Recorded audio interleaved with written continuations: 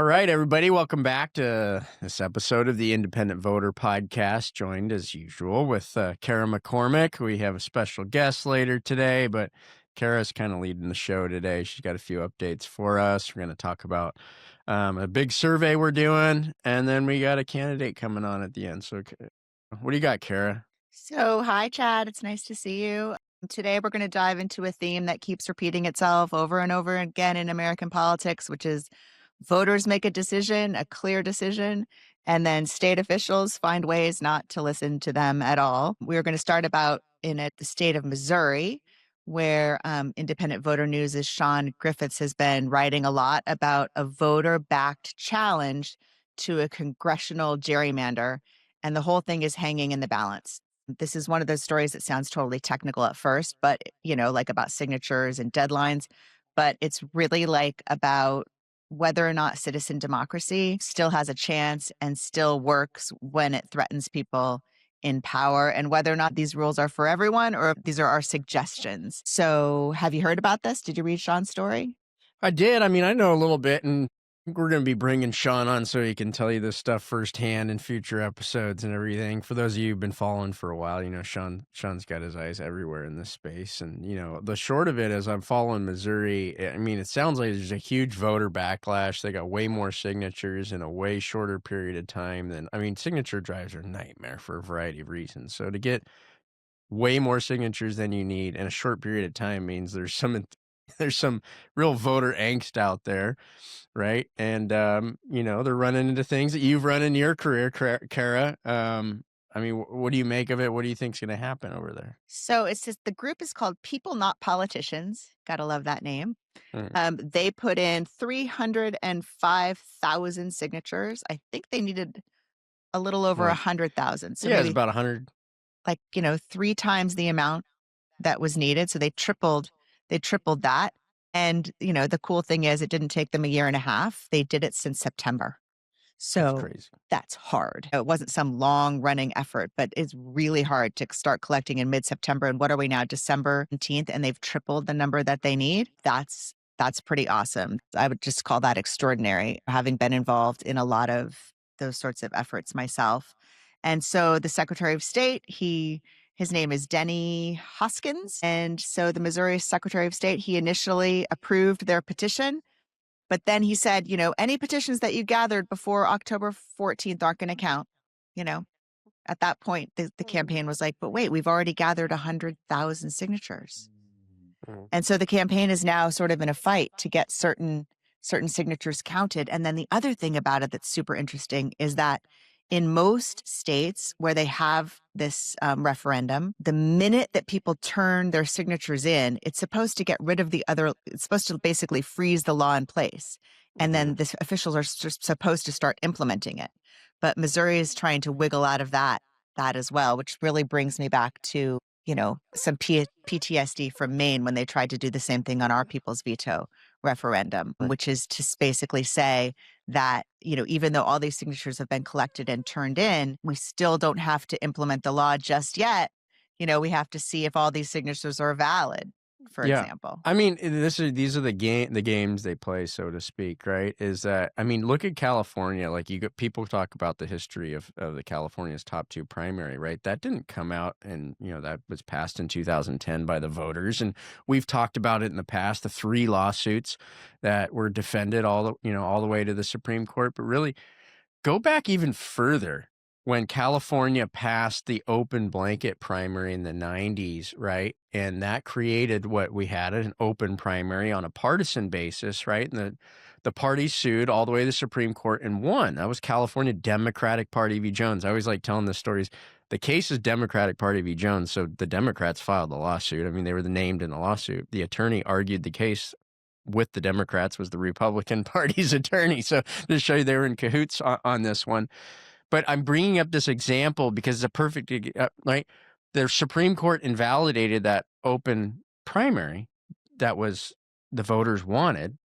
The legislature didn't go back and say, well, how do we do it so that we satisfy the will of the voters? They said, no, we'll just go back to the old closed primary system because that's the Supreme Court said the one we have now is unconstitutional, right? And that's what then ultimately led, okay, fine, we'll come and do this again, and we ran a nonpartisan primary. The point being, like, when you're not when you're on the offense or something, you're on the outside, so to speak, and you're passing a reform that the institutions don't like, it's not as easy as just passing the reform, right? They're gonna take every opportunity to mitigate your success, right? And we're seeing that in Missouri, and and we're not picking on Republican states. I just picked on California. It's a bipartisan agreement that when we got power, we wanna keep it, and we don't want competition.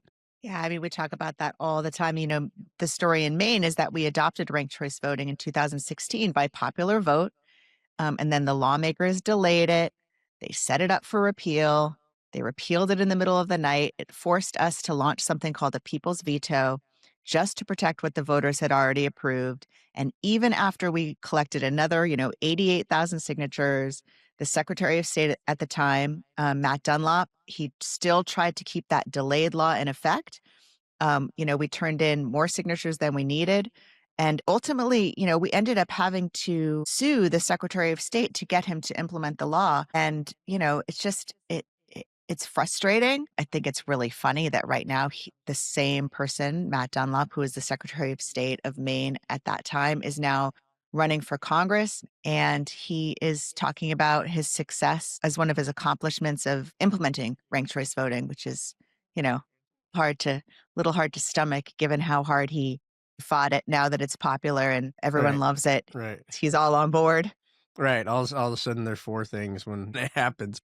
I mean, it's not unusual. You look right now, you have Newsom who's running for president, obviously, right? He did the Prop 50 stuff. I don't know where the reform community is going to sit because Newsom has a history, right, of vetoing attempts to try alternative voting methods and stuff, throughout California. So it'll be interesting, how does he switch? Because, Democratic voters love this stuff, right? And they tend to be the ones that support things like ranked choice voting and open primaries and things like this. So Yeah, but I Chad, don't I know if mean, that like is the opposition is not partisan, right? It comes from right. both sides, just like what you're saying. In Maine, it was a Democratic Secretary of State, Democratic Party Secretary of State who tried to stop us at every turn and said that the sky was going to fall and said things like, implementing ranked choice voting is like shooting the Death Star out of the sky. You only get one shot at it, and that he was like Luke Skywalker or whatever. Yeah. Both parties are going to fight this stuff. Yeah. Well, I mean, you saw we played it last week, the hearings they had in DC and just the ridiculous stuff to stall it. Like, oh my gosh, this is going to be, the world's going to end if we go and pursue this. Meanwhile, you have states like, let's pick on New Jersey a little bit. They have pure closed primaries. They have a turnout that's like less than 10%. And then you have no competitive general elections. So people are like literally getting elected by appealing to 1% of the population, but that's not a problem. Right. So No, it's kind of like absurd. It's like, okay, we have this process where 1% of the electorate can determine the outcome, and that's no problem. But you want to implement this thing that ensures more majoritarian outcomes. Oh, no. Oh, no, we wouldn't want to do that. no, they're going to use all the procedures that they possibly can to stop anything that threatens their own power and to hell with the voters. And that's why Missouri and what people, not politicians, are doing in Missouri, it matters for the rest Hmm. of the country, what you're doing out there in Missouri. It matters that you defend your right to have this citizen democracy and use the tools that are given to you in your constitution and fight back against the politicians who will try to stop you. Missouri is important, Maine's important. I love actually seeing that the same tactics that the partisans used in Maine, they're trying to use in Missouri because, Hmm. the more that we fight back, the more that their playbook kind of falls apart. And so, We've good we job, Missouri. Keep Yeah, going. we've talked about this before. It's still shallow, but the institutional knowledge growing in the, kind of independent reform space. I mean, you've been very transparent that you kind of work more in the Democratic side of politics, but you're, like I always say, you're small I independent, right? You're independent minded and you don't just go, oh, my party is violating voters' rights, so therefore it's okay, right? is that if we build this institutional knowledge among Republicans and independents and Democrats that like understand the games they'll play, and that at the end of the day, we're trying to get a system that's just more competitive, right? And like Totally. where we can celebrate the winners of the other party because they appealed to more people instead of they played the game better, this uncompetitive game better that we've set up, right? And you actually have respect for that. That's one of the things I think we're trying to do before we get to our special guest is as part of these games, like California has gone to a nonpartisan primary, but they still play the same Democrat Republican races. Is one thing that Independent Voter Project's doing right now is what people might not realize. There's almost 1 million NPP, and that's what they call them in California, independent voters that vote in every primary, every general election. There's another almost 3 million that basically vote in every general election, which means they're paying attention and you could probably get them to vote in the primary, right? But Sure.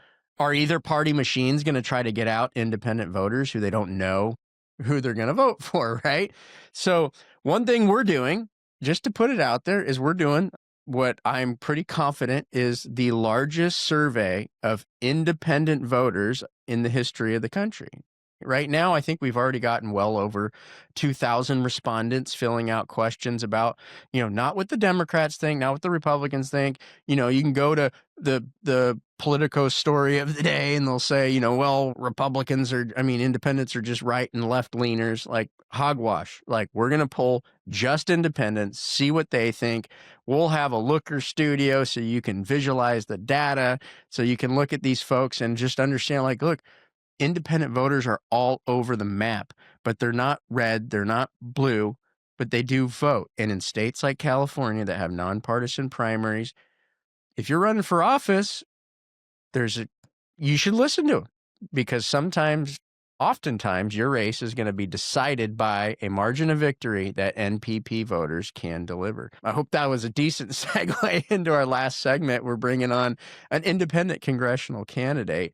Kara, I don't know if Yes. you want to final take. Like, you already had a couple things go viral because you've been following this stuff and kind of seen the writing on the wall, and now we may have a major announcement this week. But what's hilarious to me, you remember the last time you covered Fox's news, like, gripe about the cannabis stuff. The irony is, like, Fox News says they're against descheduling, but their reasons is the very reason why you need to reschedule. They're like, oh no, don't reschedule this because the marijuana is too strong. Well, no shit, because they're not regulated. This too strong stuff is coming from people who are not following the rules, who actually don't want it to be rescheduled, because if you're making it totally illegal, that makes them own the black market, which compete, so Yes. do you see the same absurdity in their argumentation that It I do? seems like Fox, yes, I totally do. It seems like Fox News is just on this loop right now. They're all freaking out completely that Trump really might reschedule um, cannabis from Schedule 1 to Schedule 3. And Yeah. so they're all sort of parroting this talking point, talking about how marijuana is too strong, how Yeah. cannabis is too powerful. But that's exactly the reason Right. why you need to reschedule I it, mean, it's so this. that it can be regulated, so that it can be so that we can know what is in the the people can protect their health by knowing what's the amount of THC that's in the It's cannabis. the prohibitionist argument. It's like you're not getting rid of alcohol by having when we had prohibition, right? All you did was you had people making it without any rules or regulations, and then serving it in the speakeasies where, like, you never knew what was actually in it. Who knows, right? But the irony is, like, all these arguments they're throwing out, like, every single one is the same argument that the above board cannabis industry, the folks that are licensed, that want to follow the rules, it's actually the same argument saying the black market's going to win. Kids are going to be compromised. All of this stuff, if you keep this on schedule as a Schedule 1 drug, because we can't compete with that big black market that's giving out, things that look like Skittles that have 1,000 times the THC, which we wouldn't do. those Is people are going to landing win. kids in the hospital. That's right. There's ambulances going to these, to the classrooms to pick up kids because they're buying weed at gas stations. Yeah. And And so yeah.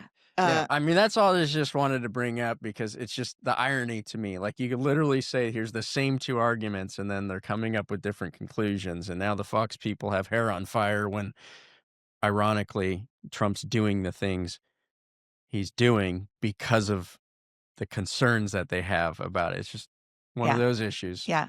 Yeah, it's just it's going to be fascinating to see what happens this week to see if Trump actually does follow through on the campaign promise to reschedule cannabis from Schedule 1 to Schedule 3. And we'll be covering that at Independent Voter News. Go to ivn.us to follow this story. If you want to introduce our guest, is our guest even here? Is she waiting for us? Oh, she's here. She's Oh, ready good. for us. So in April of this year, this is Nina Linh. She announced her candidacy for the 40th congressional district in California, and she announced as a Democrat. But then when Governor Newsom started working on Prop 50, Nina Linh did not embrace that initiative, and she started to distance herself from the Democratic Party. And with the passage of Prop 50, that CD became a lean Republican seat. And Nina Linh decided that she would run as an independent. She was brought to this country as a toddler by her mom. And they were fleeing the Vietnam War. And I think her siblings, too, they were helped by the Catholic Church. She grew up in Kansas. She created a wonderful foundation called Wonder Seed it's like a mental health foundation. And she's worked with both Democrats and Republicans throughout her career. She's been an advisory board member of the Center for Tax and Budget Accountability. And with that, we're super delighted to have her. Welcome, Nina Linh, to the Independent Voter Podcast. All right, and as Nina comes on and our great Lena producer lets Nina in. One thing I want to qualify: we are the Independent Voter Project. I always emphasize that we're not the Independent Candidate Project, or we're about the rights of voters. Nina is running as an independent. We haven't traditionally brought candidates on. We'd be happy. We can start bringing on Republicans, Democrats. As I said, we always believe independence is a state of mind. It's not a party affiliation. I just want to qualify that we're not endorsing Nina. We're not saying one way or another. So voters, make up your mind. Her campaign reached out to us, thought, let's hear her story. She has an interesting story. Let's hear it and you make up your own mind. So let's bring on Nina. Thanks for joining us, Nina. We gave you a little bit of an introduction. As I said, we're the Independent Voter Project, not the Independent Candidate Project, but you are running as an independent candidate. Give us your story. How'd you end up here? Well, long story, Chad, but I will try to summarize it. So a little bit of my background, right? So entrepreneur, a nonprofit founder. I founded Wonder Seed Foundation because there was trauma that happened with my boy. And when I was told that there wasn't an answer and there wasn't a solution, as a lioness mother, I could not take that answer.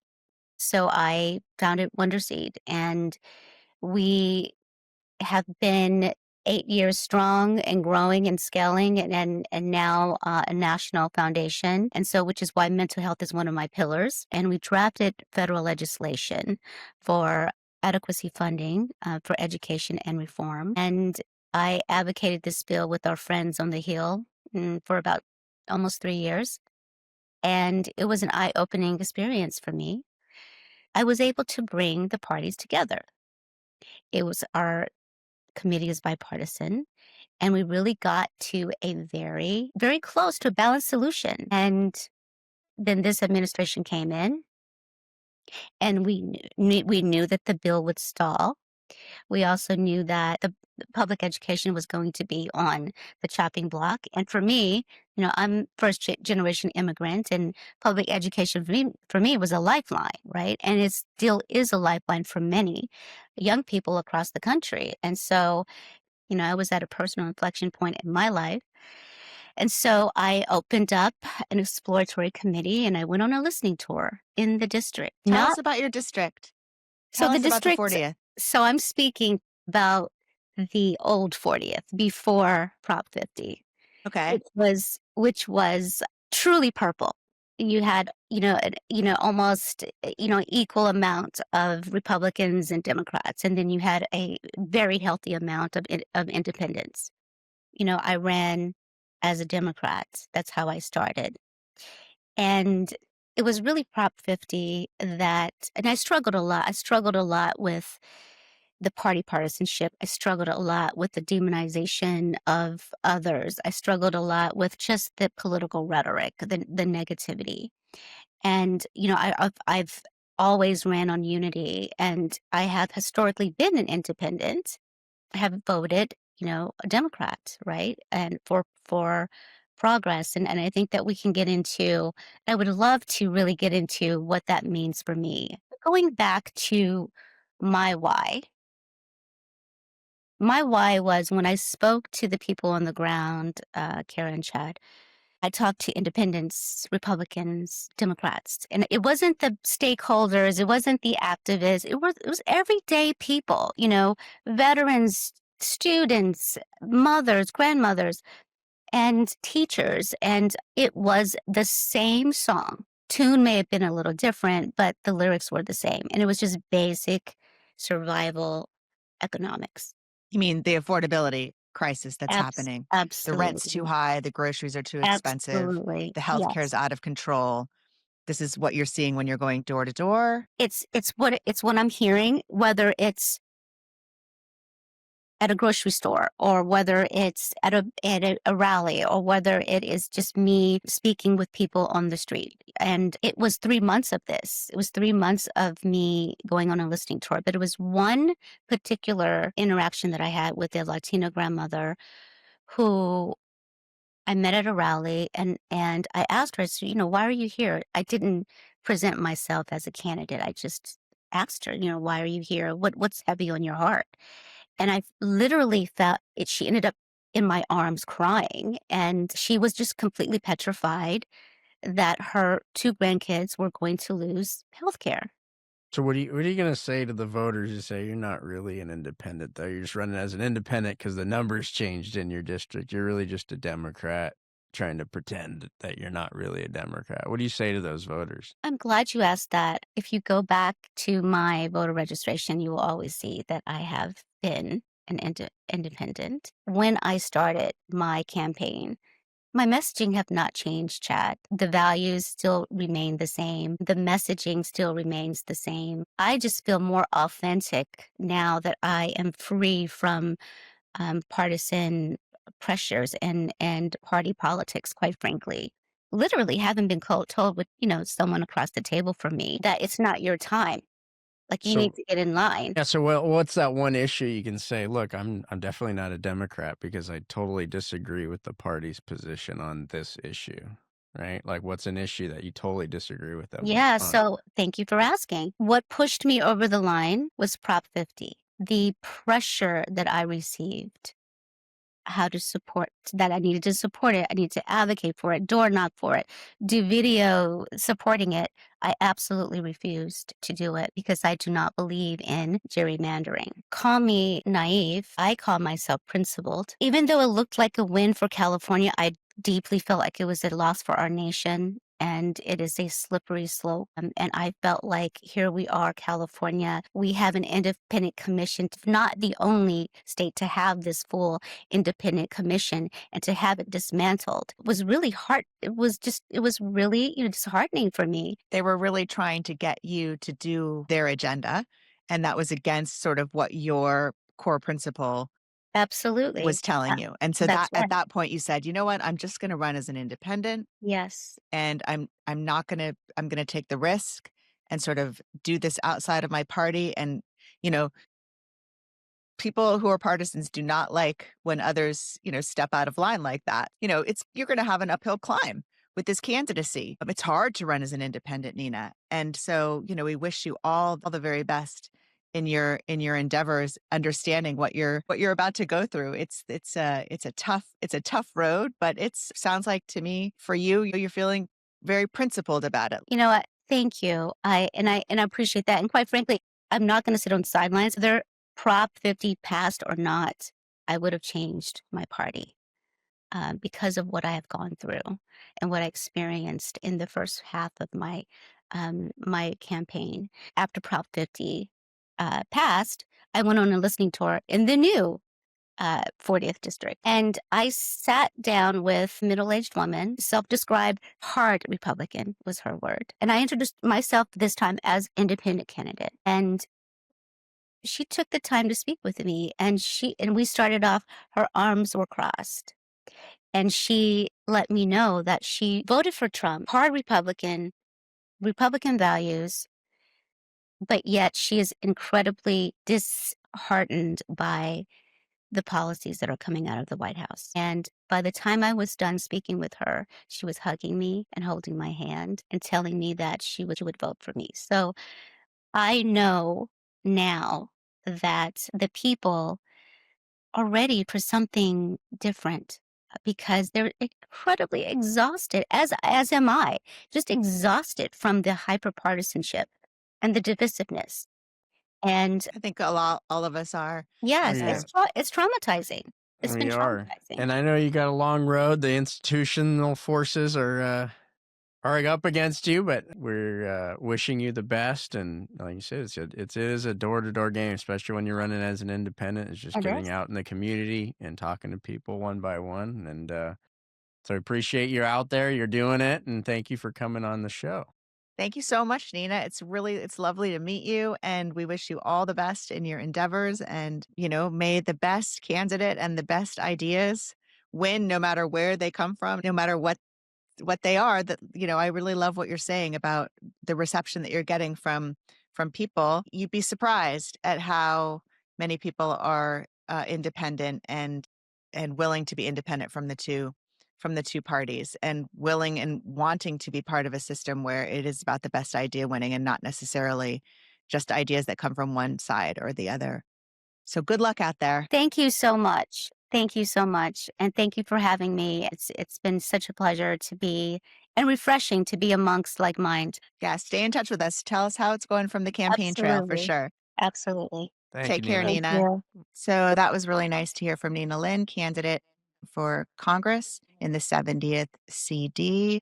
Lovely to see somebody who's willing to sort of go outside the two major parties and in this new sort of gerrymandered district in California. And speaking of gerrymandering, Chad, I don't know if you saw it, but this week on Meet the Press, Senator Rand Paul of Kentucky said that he thinks that some of this gerrymandering and this maneuvering could actually lead to more political violence in our nation. Did you see that? I did.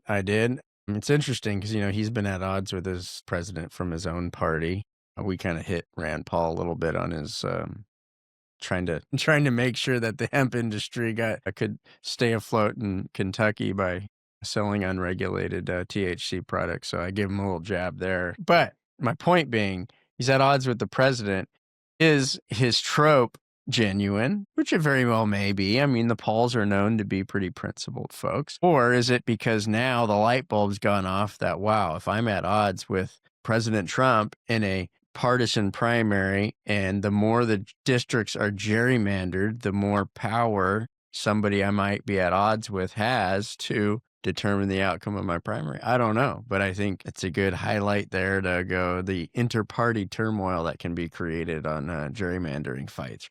Yeah, for sure. And I'm not sure he's got that personal, motivation. It seems like what he's saying is that the system is like eroding and that people are losing their trust in our system because of the way that it's being manipulated. And so, unless we sort of get back on the right side of the voters and the voters start feeling like, they're giving their consent. Yeah, well, I mean, that's the whole point of why we talk about it all the time. That's why we have government, so we're not fighting in the street. Right. And then, can we just be honest? I'm going to say I might take tack from my Democratic friends who supported the Prop 50. I have lots of friends who support it. I get the arguments, and you're going to the state. But come on, you're the same people that went out and did a No Kings protest, okay? You go, oh, we don't want kings. We want to have democracy and all this stuff. And the moment Prop 50 comes out and says, how about we take something that's a democratic gold, it's a sacred cow, and say, why don't we hand over voter control to our political party, right? Rather than to the voters. And that's really what gerrymandering is. It's a transfer of power from voters to political parties, right? And if it's a Republican state, you're transferring the power to the Republicans. If it's a Democrat state, you're transferring it to the Democrats. So how you could be out in the street waving signs being, I'm against dictatorships, I'm against kings, and then in the next breath go out, and we heard it in Nina Singh, the whole party apparatus telling you, go out and campaign for Prop 50 to take your rights away. To me, think it's a little bit hypocritical. For sure. Like voters definitely overwhelmingly reject gerrymandering. They definitely do. There's a new poll in Maryland that's out this week that says that 81% of the people say that redrawing the districts to benefit one party or the other party is a major problem for our democracy. So, here we are. Another quick thing to talk about real quick is that in California, there's a voter ID initiative going on. And I think it's being run by an organization called Reform California. And they need, I think, something like 1 million signatures to get on the ballot, Chad. And they're just about 300,000 shy. So while a lot of reform efforts are kind of going to be sleepier around the holidays, this one is really going to have to kick into high gear in order to meet that New Year's Eve deadline. That'll be an interesting one to watch. I mean, voter ID is another issue where, it's been partisanized, right? Democrats don't want it, Republicans do. And then, of course, everybody overreaches or underreaches, however your perspective is. But when you go out and poll, it's like 80% of people think we should have some form of voter ID. And most countries do. Almost every developed country, like you can't just walk in and just say, I'm Joe Smith, I'm a registered voter, give me a ballot, right? It'll be very interesting to see whether they qualify and how that might change some of the dynamics, because there's a lot of Democrats even in California that say, yeah, well, that seems kind of reasonable that you have to prove who you are. So we'll see. And just to be clear, like you do have to prove who you are when you first go to register to vote in California. You do have to show your ID. It does have to have the address that matches. This is taking it a step further, I believe, where you have to show your ID again at the point that you go and vote, instead of just saying, I'm Kara and this is my address, and then them sort of just trusting you at the ballot box. They want to have another presentation of ID. And I can definitely see why people don't love that, and why some people do. I mean, and it's a complex issue, and especially when you have universal mail-in ballot voting and stuff too, right? I mean, you got but you think about like all the, I'm not saying there is or there isn't, but the opportunity to game the system is out there. And look at how many, I bet you if you walked around a college campus where a lot of people registered to vote for the first time, and then a lot of them probably don't change their address when they go and they move into another apartment, you're going to be able to find a pile of ballots, right, that are just delivered automatically to addresses that were arrested there. And I'm not saying that somebody's out there going and collecting, but people say, oh, there's a lot of people and say, okay, well, this race lost by this or this. They're going to point to all these things and say, well, why aren't we at least addressing to have safeguards in place so people aren't abusing the system? I mean, you have to show your ID at a lot of junctures in this country. Every time you get on an airplane, anytime, you have to show your ID. So, it's not necessarily unreasonable, but there's definitely going to be a fight in California, and we'll see if they get their signatures. That is an incredibly high threshold to have to get more than 1 million signatures to get something on the ballot. Like, wow. Yeah, a lot of people in California, and ballot initiatives are tough, and that's why you got to have a lot of money to get something on the ballot, unless you can get it through the legislature. So we'll see. Speaking of that, in Oklahoma, there's reformers who are pushing something called State Question 836. It's to create a nonpartisan open primary system in the state of Oklahoma. About 1 in 5 Oklahoma voters are independents, and they are locked out of the most meaningful elections. We've got a situation there in Oklahoma where 68% of the races are uncontested and decided in closed primaries. And here at the Independent Voter Project, we really don't think that's representative democracy. So our hats off to Oklahoma reformers as they work on Question 836. What do you think about that? I mean, I like this. I hope it passes. You like to see these things keep pushing forward. You got, and you look how like bipartisan this issue is. You got this going on in Oklahoma. You have folks trying, for I think a third or fourth time out there in Oregon, right? You got all these efforts that kind of manifest. I mean, frankly, they passed it in Florida. They passed a nonpartisan primary in Florida with 58%, but then they have this minority rules. We're got to get to 60. People. Right. You got to get to 60 in Florida. And it's just very I wonder how they probably had to get 1 million signatures in Florida to get that thing on the ballot as well. It's got to be back. Really tough. Yeah, I'd have to go back and look. But I mean, I just think that's absurd. 58% of people said No, we want nonpartisan primaries, and they still don't have it. Little good news coming out of New Jersey, too, which is, I just think New Jersey's one of my favorite places. And New Jersey Democrats this week used ranked choice voting to choose their nominee. This is the Morris County Democrats that used RCV in their endorsement process to fill Mickey Sherrill's seat. So I think it's the 11th congressional district, and Mickey Sherrill, of course, has just been elected governor, and so she's leaving her seat vacant. And so they're having all kinds of endorsement meetings at the different Democratic parties. And so they decided in Morris County to use ranked choice voting. And let's see who won out on top. I guess there was 12 candidates. There was 9 rounds.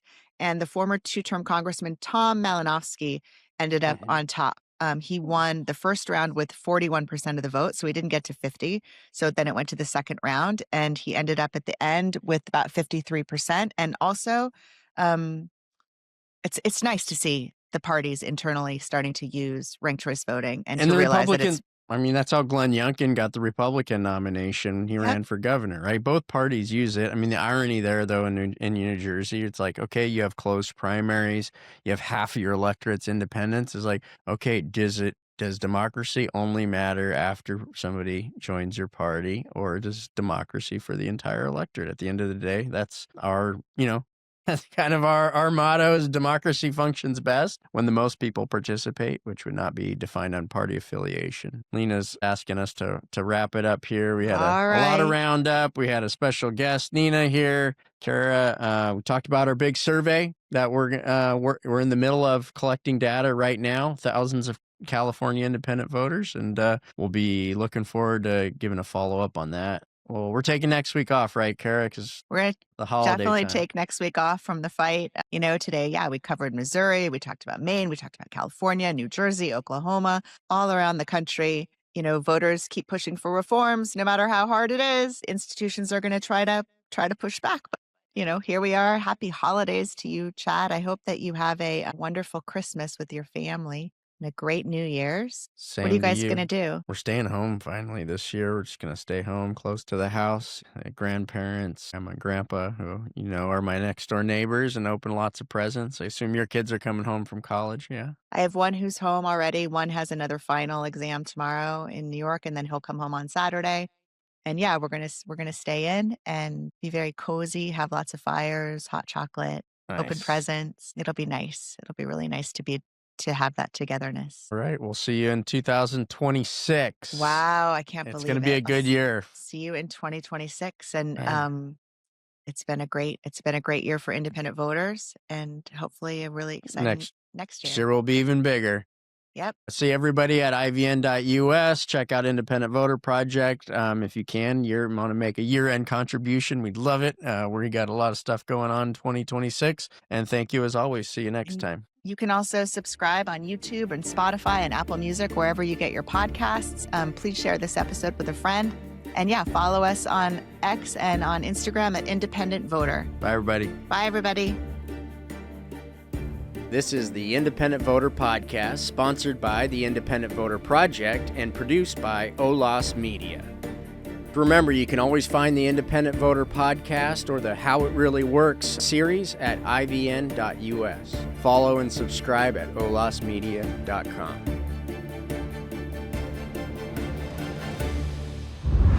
Olas Media.